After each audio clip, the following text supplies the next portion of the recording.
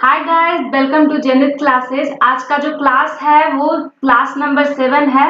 ये जो क्लास चल रही है वो ज्योमेट्री की चल रही है। इससे पहले मैंने आपको 1 से लेकर के 6 तक क्लास प्रोवाइड कर दिया है। अगर आपने उन सारे लेक्चर्स को नहीं देखा है तो सबसे पहले उन लेक्चर्स को जाके देख लीजिए, क्योंकि वहीं से आपके कॉन्सेप्ट क्लियर होंगे। अब जो आज से मैं लेक्चर स्टार्ट कर रही हूँ वहां से मैं आपको इतने बेसिक चीजें बताऊंगी जो कि आपके लिए बहुत ही ज्यादा इम्पोर्टेंट है। तो चलिए वीडियो को स्टार्ट करते हैं। तो जो मैंने आपको कल कॉन्सेप्ट बताया था उस पे कुछ क्वेश्चन छूट गए थे। जैसे कि यहाँ पे मैंने एक क्वेश्चन मेंशन किया हुआ है। इस क्वेश्चन को जब आप सॉल्व कर लोगे खुद से तो समझ लेना कि जो मैंने कल कॉन्सेप्ट बताया हुआ है वो आपका क्लियर हो गया है। तो सबसे पहले वीडियो को पॉज करके इस क्वेश्चन को सॉल्व कर लो, उसके बाद जो मैं सॉल्यूशन बताऊंगी उसे देखना। तो यहाँ पे देखते हैं कि obtuse and consider a obtuse angle triangle with side 9 centimeter, 21 centimeter और x centimeter. If 21 is the greatest side, जो 21 है वो क्या है, सबसे बड़ी भुजा है, and x is a integer, और जो x है वो क्या है, इंटीजर है, मतलब कि पूर्णांक है, यानी कि 1 है, 2 है या फिर इस तरीके की कोई जो पूर्णांक होती है वो है। तो पूछ रहा है then how such triangle exist. तो इस तरीके की जो क्वेश्चन है उसमें कितने ट्रायंगल एग्जिस्ट कर सकते हैं। तो सबसे पहले ऑब्ट्यूज एंगल ट्रायंगल के बारे में मैंने आपको बताया था कि किसे कहते हैं ऑब्ट्यूज एंगल ट्रायंगल। तो सबसे पहले यहाँ पे ड्रॉ करते हैं एक obtuse angle triangle. Obtuse angle triangle उसे कहते हैं जिसकी एक साइड है जो 90 डिग्री से बड़ी होती है। यहाँ पर नेम देते हैं ए, बी और सी। मानते हैं कि ये वाला जो एंगल है वो क्या है, आपका सबसे ज्यादा लार्जेस्ट है, यानी कि आपकी जो ये एंगल की वैल्यू है वो लार्जेस्ट है। तो इसके जो सामने वाला एंगल है वो क्या होगा, 21 डिग्री 21 सेंटीमीटर होगा, क्योंकि जो यहाँ पे 21 है वो आपका ग्रेटेस्ट साइड है। ठीक है, उसके बाद एक लाइन आपका क्या है, एक साइड क्या है 9 सेंटीमीटर है और जो एक और साइड है वो क्या है 1 सेंटीमीटर है। तो मैंने आपको बताया है कि जब आपका एक्यूट एंगल ट्रायंगल होगा तो क्या होगा, वहां पे सी स्क्वायर बराबर क्या होगा, लेजर होगा कि ग्रेटर होगा, लेजर होगा किसका, ए स्क्वायर प्लस बी स्क्वायर के। और जो राइट एंगल होगा वो सी स्क्वायर बराबर होता है ए स्क्वायर प्लस किसका, बी स्क्वायर के। और जो हमारा ऑब्ट्यूज एंगल होता है वो सी स्क्वायर क्या होता है, ग्रेटर होता है ए स्क्वायर प्लस बी स्क्वायर के। तो हमें यहाँ पे यूज करना है इस इक्वेशन का, क्योंकि यहाँ पे आपका कौन सा एंगल है, ट्रायंगल है, ऑब्ट्यूज एंगल ट्रायंगल है। तो हम इस इक्वेशन को क्या करते हैं, यहाँ पे कंसीडर करते हैं। तो हमारा जो C है वो लार्जेस्ट साइड है, तो लार्जेस्ट साइड यहाँ पे क्या है 21 सेंटीमीटर है। तो 21 सेंटीमीटर का जो स्क्वायर होगा वो ग्रेटर होगा किसका, ए स्क्वायर प्लस बी स्क्वायर, यानी कि 9 के स्क्वायर का और प्लस किसके स्क्वायर का, एक्स स्क्वायर का। बात क्लियर है। तो यहाँ पर से वैल्यू क्या आ जाएगी, इसका स्क्वायर करेंगे वो ग्रेटर होगा किसका, 81 का और प्लस किसका होगा, एक्स स्क्वायर का। तो यहाँ पर से आपको एक बहुत ही अच्छा सा इक्वेशन मिल गया है। जब आप इस इक्वेशन को फाइंड आउट कर लोगे तो आप सिंपली से क्या करोगे, किसकी वैल्यू निकाल लोगे। ठीक है, अब सबसे पहले से थोड़ा सा अगर आप इसे इधर लाते हो, माइनस करते हैं, तो ये क्या हो जाएगा एक्स स्क्वायर के बराबर, और जो वैल्यू क्या आ जाएगी आपका 360 आ जाएगा, वो किसका होगा, ग्रेटर होगा एक्स स्क्वायर के। यानी कि एक्स स्क्वायर का जो वैल्यू होगा वो 360 से हमेशा क्या होगा, छोटा होगा, इससे बड़ा होने का कोई संभावना नहीं है। तो ऐसी कोई इसके निकट नियरेस्ट वैल्यू लेते हैं जो कि क्या है, पूर्ण वर्ग है। तो इसके निकट वैल्यू कितनी आएगी, यहाँ पे आपका क्या हो जाएगा 324 आएगा, जो कि क्या होगा आपका सबसे नियरेस्ट वैल्यू होगा। तो ये 360 से क्या होगा, छोटा होगा, और x से क्या होगा, बड़ा होगा, एक्स स्क्वायर से क्या होगा, बड़ा होगा, या फिर इसके इक्वल भी हो सकता है। ठीक है, तो यहाँ पर से सिंपल से 18 होता है, ये नियरेस्ट इसकी 18 का जो स्क्वायर होता है वो क्या होता है 324 होता है, वो क्या होगा, ग्रेटर इक्वल होगा किसके, x के। यहाँ पर से अब आपको सिंपली से पता चल गया है कि आपकी जो वैल्यू है वो कहाँ कहाँ टेंस करेगी, चाहे तो वो 13 हो सकती है, 14 हो सकती है, 15 हो सकती है, 16 हो सकती है, 17 हो सकती है और 18 हो सकती है। 18 या 18 के बराबर हो सकती है, 18 से बड़ी नहीं होगी। मतलब कि हमारा जो ट्रायंगल बनेगा, जो हमारी जो x की वैल्यू होगी वो कितनी कितनी होगी, 13, 14, 15, 16, 17, 18, यानी कि 1, 2, 3, 4, 5, 6। यानी कि इस क्वेश्चन का सही आंसर हो जाएगा ऑप्शन बी। ऑप्शन डी इसका सही आंसर है। इस तरीके से आप ये वाला जो फॉर्मूला है उसे आप अप्लाई करके काफी इजीली क्वेश्चन को सॉल्व कर सकते हो। ठीक है, अब यहाँ पे आप लोग देख रहे होंगे कि मैंने यहाँ पे पाइथागोरन ट्रिपलेट लिखा हुआ है। तो पाइथागोरन ट्रिपलेट कहते किसे हैं, पहले मैं आपको वो बता देती हूँ। क्योंकि अगर आप पाइथागोरन ट्रिपलेट को याद कर लेते हो तो अगर कोई भी क्वेश्चन अगर आप उसे 1 मिनट में सॉल्व करते हो तो सिर्फ और सिर्फ इसकी वजह से, इस ट्रिपलेट की वजह से उस क्वेश्चन को आप 30 सेकंड में सॉल्व कर सकते हो। ठीक है, तो सबसे पहले बताती हूँ पाइथागोरन ट्रिपलेट कहते किसको है। सबसे पहले एक राइट एंगल ट्रायंगल ड्रॉ करते हैं। राइट एंगल ट्रायंगल ड्रॉ करते हैं। ये आपका क्या है, 90 डिग्री है। ए, बी और सी जो 90 डिग्री होती है उसके जो सामने के एंगल होते हैं उसे क्या कहते हैं, वो सबसे 90 डिग्री होती है, उसके जो सामने के साइड होती है वो क्या होती है, सबसे ज्यादा लार्जेस्ट होती है। ठीक है, इस बात को आपने पता कर लिया। तो हमारा जो ये एंगल होगा वो सबसे ज्यादा लार्जेस्ट होगा। तो हमारा अगर इस एंगल की वैल्यू 3 लेते हैं और इस एंगल की वैल्यू इस एंगल की वैल्यू 5 लेते हैं, इस एंगल की वैल्यू 3 लेते हैं, तो हमारा ये एंगल क्या हो जाएगा, 4 हो जाएगा। सिंपल से यहाँ पे ये फंडा है कि जब आप 5 का स्क्वायर करोगे वो इक्वल किसके होगा, 3 के स्क्वायर के प्लस 4 के स्क्वायर के। ये आपका फंडा है, यही कॉन्सेप्ट आपको यहाँ पे समझना है। जब आप इसे करोगे 25 इक्वल किसके होगा, 3 3 9 और 4 4 16, ये भी क्या होगा 25। अगर किसी भी एंगल के जो भी आपकी हाइपोटेनस होती है, उसका स्क्वायर क्या होता है, परपेंडिकुलर के स्क्वायर के प्लस जो उसकी बेस होती है उसके स्क्वायर के इक्वल होता है। यहाँ तक बात क्लियर है। इसी को हम लोग क्या कहते हैं, पाइथागोरस ट्रिपलेट कहते हैं।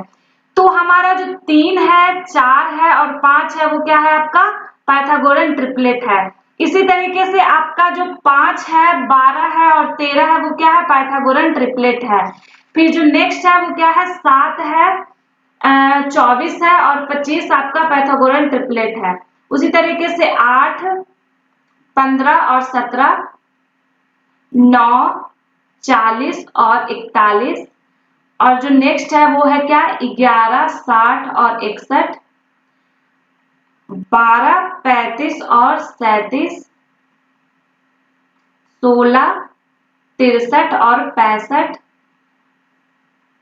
20, 21 और 29, 28, 45 और 53 और 39, 80 और 89। ये जो मैंने आपको यहाँ पर 8 से 10 ट्रिपलेट बताया है, इसी में से कोई भी एक आपको सिलेक्ट करके आपके एग्जाम में क्वेश्चन रखा जाता है।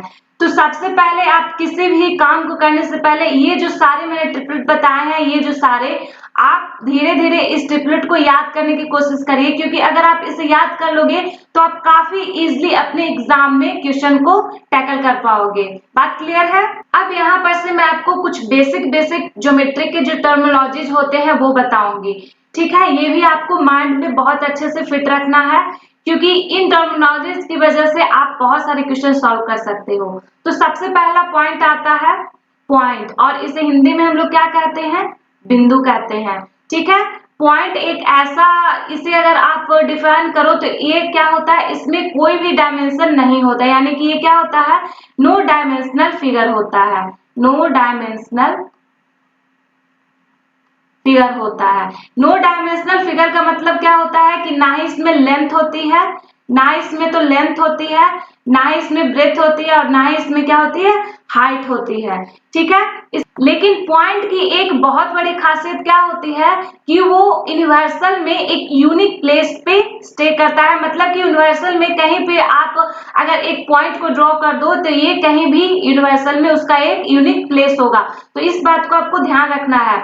पॉइंट को डिनोट करते हैं कोई भी कैपिटल लेटर से, मतलब ये पॉइंट है तो उसे आप डिनोट करेंगे कैपिटल लेटर से। मतलब कि अगर मान लो कि आपने एक सर्कल ड्रॉ किया और सर्कल के बीच में एक पॉइंट आपने ड्रॉ किया, तो इसे आप हमेशा कैपिटल लेटर से ही डिनोट करोगे।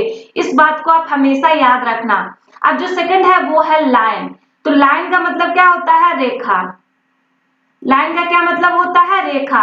रेखा किसे कहते हैं? मतलब कि बहुत ही छोटे छोटे पॉइंट को जब आप ऐड करोगे, इस तरीके से छोटे छोटे पॉइंट को जब आप बहुत ही नजदीक नजदीक करके ऐड करोगे तो आपका जो निर्माण होगा वो किस चीज का होगा? रेखा का निर्माण होगा। तो सिंपल से इसे आप लोग कह सकते हो कि a set of point, set of point, इसे आप लोग सेट ऑफ पॉइंट कर सकते हो। अब इसे हम डिनोट कैसे करते हैं मैं आपको ये बताती हूँ। आपको किसी भी लाइन को डिनोट करना है इस तरीके के, आपको एक लाइन खींचना है और दोनों साइड में तीर होना चाहिए, मतलब कि ये आपके आगे की ओर बढ़ सकती है। इसका जो पॉइंट है वो इंफिनिटी है, इस बात को आपको ध्यान देना है। ठीक है, और इसे डिनोट कैसे करते हैं? इसे डिनोट करते हैं कैपिटल ए। अगर आपने इसे ए माना है, इसे मी माना है, तो आप इसे कैपिटल ए कैपिटल बी और ऊपर छोटा सा आपको एरो का निशान लगाना है। तो आपका अगर इस तरीके की सिंबल कहीं पे दिखे तो आप समझ लेना कि आपका क्या डिनोट करने की कोशिश किया जा रहा है कि ये लाइन है। और लाइन में एक बात आपको और ध्यान देना है कि जब भी कोई लाइन आप ड्रॉ करते हो तो उसके लिए 2 पॉइंट कंपलसरी है। किसी भी लाइन को ड्रॉ करने के लिए आपका 2 पॉइंट कंपलसरी है, तभी आप एक लाइन का निर्माण कर सकते हो। अगर आप एक पॉइंट से चाहोगे कि लाइन को ड्रॉ कर लो तो ये बात संभव नहीं है। ठीक है, अब जो नेक्स्ट है वो है लाइन सेगमेंट। लाइन सेगमेंट को हिंदी में कहते हैं रेखाखंड। ठीक है, इसे क्या कहते हैं हिंदी में? सिंपल से रेखाखंड कहते हैं। अब लाइन सेगमेंट कहते किसे हैं मैं आपको ये बताती हूँ। आप एक सिंपल सा लाइन ले लो और इस लाइन का आप कोई भी पार्ट ले लो। मान लो कि मैंने ये P लिया और ये Q लिया, ये जो P और Q है यही पार्ट आपका क्या हो जाएगा? लाइन सेगमेंट हो जाएगा। और जो लाइन सेगमेंट होता है उसकी जो लेंथ होती है वो क्या होती है? फिक्स्ड होती है। लाइन सेगमेंट की जो लेंथ होती है वो हमेशा क्या होती है? फिक्स्ड होती है। इस बात को भी आपको थोड़ा सा ध्यान रखना है। ये सारे जो पॉइंट है वो आपके एग्जाम से रिलेवेंट नहीं है, लेकिन आपको थोड़ी सी जानकारी के लिए मैं ये सारी चीजें आपको कवर कर देती हूँ। ठीक है, अब रेज किसे कहते हैं? रेज का मतलब सिंपल से इसका जो हिंदी है वो क्या होता है? किरण होता है। क्लियर है? अब रेज किसे कहते हैं? कोई भी एक पॉइंट, ठीक है, कोई भी एक पॉइंट है उससे आप एक लाइन ड्रॉ करते हो और ये इंफिनिटी तक जाती है। ये जो मैंने यहाँ पे सिंबल दिया है इसका मतलब होता है कि इंफिनिटी तक कहीं भी जा सकती है, लेकिन वो स्टार्ट किसी एक पॉइंट से ही होगी। तो आप इसे क्या कहोगे? कि इसे आप किरण कहोगे। ठीक है, ये क्या होता है? एक्सटेंड, आप ये जो किरण होती है, जो रेज होती है, वो सिर्फ और सिर्फ वन डायरेक्शन में इसे एक्सटेंड किया जाता है। ये एक्सटेंडेड होती है कहां तक? ओनली वन डायरेक्शन में, ओनली वन डायरेक्शन में। बात क्लियर है? अब इसे डिनोट कैसे किया जाता है? तो सिंपल से आपका कैपिटल ए और बी, ये ए है और ये बी है, तो सिंपल से आपको क्या करना है? सेम इसी तरीके से आप इसे इस रेस को डिनोट कर सकते हो। क्लियर है? अब नेक्स्ट देखते हैं। नेक्स्ट में है आपका वर्टिकली अपोजिट एंगल। मैंने आपको पहले भी वर्टिकली अपोजिट एंगल के बारे में बताया है, लेकिन फिर से यहाँ पे थोड़ा सा कॉन्सेप्ट क्लियर कर लेते हैं। जब दो लाइन एक दूसरे को क्रॉस कट करती है, ठीक है, जब दो लाइन एक दूसरे को क्रॉस कट करती है तो ये जो आमने सामने का एंगल होता है, ये जो एंगल होता है वो इक्वल होता है, और ये एंगल होता है आपका वो क्या होता है? इक्वल होता है। अब इसे थोड़ा सा मैं बता देती हूँ कि ये आया कहाँ से। मानते हैं कि ये जो दो लाइन है, ये जो दो लाइन आपने ड्रॉ किया है इस तरीके का, मैंने आपको पहले बताया है कि अगर कोई लाइन सेगमेंट है उसकी वैल्यू क्या होती है? 180 डिग्री होती है। तो लेट्स सपोज करते हैं कि ये आपका थीटा है, तो ये आपका ये एंगल कितना हो जाएगा? 180 माइनस थीटा हो जाएगा। बात क्लियर है? अगर ये एंगल 180 माइनस थीटा है, अब इस लाइन को देखते हैं। मानते हैं कि ये लाइन आपका क्या है? ये लाइन आपका 180 माइनस थीटा है, तो ये क्या हो जाएगा? ये पोर्शन कितना हो जाएगा? थीटा हो जाएगा। तभी आप इस लाइन को देखोगे तो देखोगे कि इन दोनों का जो सम है वो 180 आ रहा है, इन दोनों का सम वो 180 आ रहा है। तो आप सिंपल से देखोगे कि यहाँ पर से प्रूफ होता है कि जो ये एंगल है वो इसके इक्वल होगी और जो ये एंगल है वो किसके इक्वल होगी? इसके इक्वल होगी। क्लियर है? अब हम लोग देखते हैं कॉम्प्लीमेंट्री एंगल यानी कि पूरक कोण। पूरक कोण, वर्टिकली अपोजिट एंगल का मतलब होता है शीर्षाभिमुख कोण। क्या इसे कहते हैं? शीर्षाभिमुख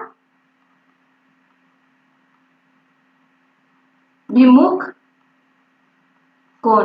बात क्लियर है? अब पूरा कोण किसे कहेंगे? तो पूरा कोण का सिंपल सा क्या डेफिनेशन है कि कोई भी दो एंगल, जो दो एंगल है अगर उसे आप सम करते हो तो उसका जो उसका रिजल्ट आता है वो कितना आता है, 90 डिग्री आता है। सबसे पहले एक फिगर ड्रॉ करते हैं। ये आपका एक एंगल, मैंने एक फिगर ड्रॉ किया, ये आपका एक एंगल है। अब इसके बीच से एक लाइन खींचते हैं तो आपका जो ये वैल्यू अल्फा है और ये वैल्यू जो बीटा है, इन दोनों का जब आप ऐड करते हो तो इसका जो ऐड आता है वो कितना आता है, 90 डिग्री आता है। ठीक है, तो यहाँ पर से ये डिफिनेशन कंप्लीट हो गया कि पूरा कोण किसे कहेंगे, दो एंगल के सम को क्या कहेंगे, पूरा कोण कहेंगे। अब बात आती है सप्लीमेंट्री एंगल की। तो सप्लीमेंट्री एंगल को हिंदी में कहते हैं कोटि पूरक कोण। ठीक है, कोटि पूरक कोण कहते हैं। तो सिंपल से आपको इसका जो डिफिनीशन होगा वो क्या होगा कि जो दो एंगल का सम है वो कितना होगा, 180 डिग्री होगा। तो सिंपल से एक लाइन ड्रॉ करते हैं और लाइन से एक एंगल को बाइसेक्ट करते हैं। तो ये वाला एंगल अगर आपका अल्फा है तो ये एंगल कितना हो जाएगा, बीटा हो जाएगा। तो अल्फा और बीटा का जो ऐड होगा वो कितना होगा, 180 डिग्री होगा। यहाँ पर से आपका जो पता चल जाता है कि अल्फा और बीटा का जो वैल्यू है वो 180 डिग्री है, तो क्या हो जाएगा, ये सप्लीमेंट्री एंगल हो जाएगा। यहाँ तक आपका कॉन्सेप्ट क्लियर है? अब मैं आपको कुछ एग्जांपल देके बताती हूँ जिससे कि आपको पता चलेगा कि सप्लीमेंट्री और कॉम्प्लीमेंट्री एंगल को कैसे किस तरीके से निकाला जाता है।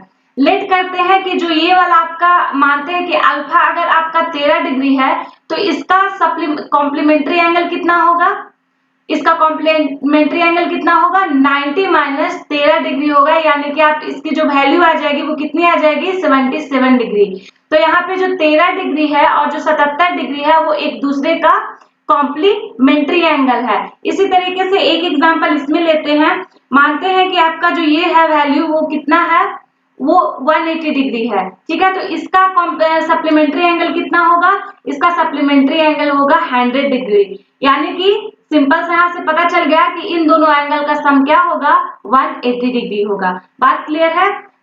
चलिए इस क्वेश्चन को सॉल्व करते हैं, लेकिन इस क्वेश्चन को सॉल्व करने से पहले एक बात और आपको थोड़ा सा क्लियर कर दूं कि मानते हैं कि ये आप यहाँ पे मैं लिखती हूँ कॉम्प्लीमेंट्री एंगल, कॉम्प्लीमेंट्री एंगल, और ये है आपका क्या, सप्लीमेंट्री एंगल।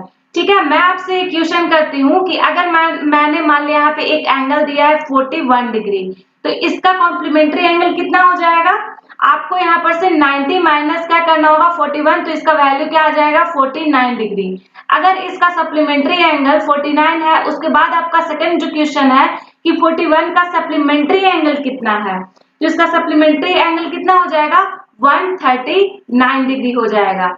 ठीक है, यहाँ से ये बात क्लियर हो गई। मतलब कि अगर आप थीटा लेते हो, थीटा कोई थीटा डिग्री आप लेते हो, तो जब आपका कॉम्प्लीमेंट्री एंगल निकालना हो तो आप सीधे से उसे 90 माइनस थीटा कर सकते हो। और अगर आपको सप्लीमेंट्री निकालना है तो आपको क्या करना होगा, 180 डिग्री माइनस थीटा करना होगा। इस लाइन को आपको याद रखना होगा ताकि आप काफी इजीली कॉम्प्लीमेंट्री और सप्लीमेंट्री एंगल की वैल्यू को फाइंड कर सको। चलिए अब इस क्वेश्चन को जल्दी से सॉल्व कर लेते हैं।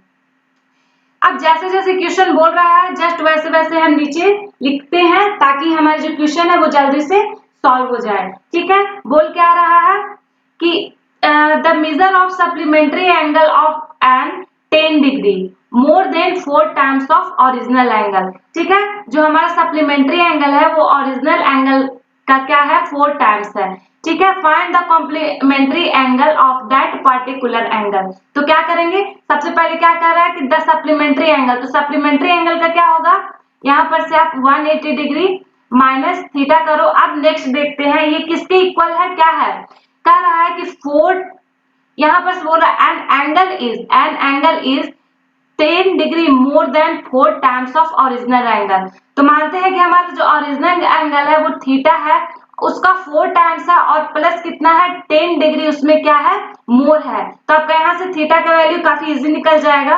तो यहाँ पर से आप थीटा का वैल्यू फाइंड कर लीजिए। तो क्या होगा, यहाँ पर से 170 डिग्री इक्वल किसके होगा, 5 थीटा के, और यहाँ पर से थीटा का वैल्यू क्या होगा, 30 4 डिग्री। यहाँ पे ये आ रहा है आपका थीटा का वैल्यू, लेकिन क्वेश्चन में क्या पूछ रहा है, कॉम्प्लीमेंट्री एंगल। तो कॉम्प्लीमेंट्री एंगल के लिए क्या करना होगा, इसे यहाँ पर से आप 90 डिग्री में से क्या कर दीजिए, 34 डिग्री को माइनस कर दीजिए, तो आपका जो आंसर आ जाएगा वो क्या होगा, 56 डिग्री आपका क्या हो जाएगा, इस क्वेश्चन का सही आंसर हो जाएगा। बात क्लियर है। अब यहाँ पे मैं आपको एक क्वेश्चन देती हूँ जो कि बार बार एग्जाम में पूछे जाते हैं, तो आप यहाँ पर से अच्छे से इसे समझ लीजिए।